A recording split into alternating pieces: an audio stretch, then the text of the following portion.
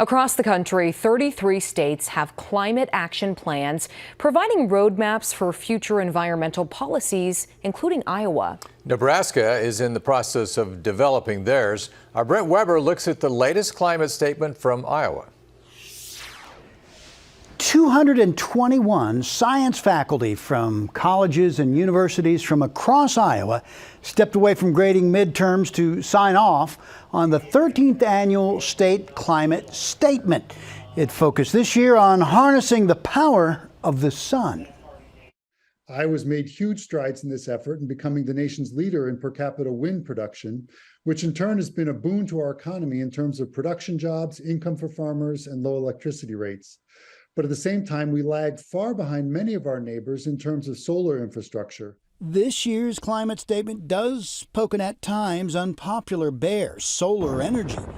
Earlier this year, Iowa Senate Bill 1077, which would have limited commercial solar panel construction, failed.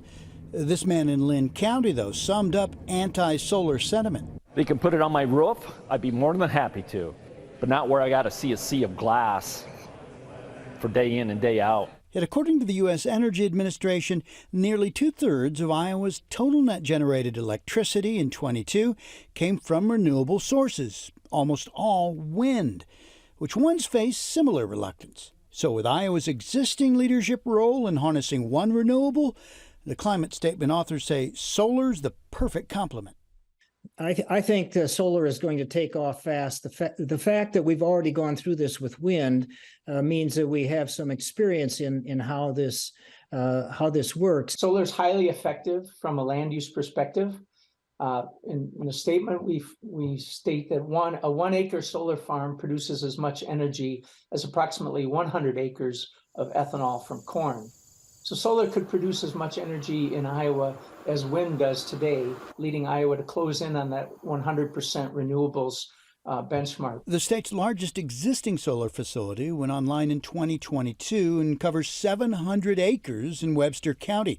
The 100 megawatt Holiday Creek Solar Farm northwest of Des Moines generates enough electricity for roughly 19,000 Iowa homes. The energy is all around us. And so the question is just how do we transform that into usable energy? The research and the acceptance in industry to produce more will kick up because it's just, dollars matter. And if it's cheap, it's cheap. That's why wind is so prominent in Iowa also. As for Nebraska, the state's solar footprint is currently very small, but as part of OPPD's long-term plans, solar is expected to go online at new facilities like Standing Bear to go along with the Fort Calhoun farm opened since 2021. John?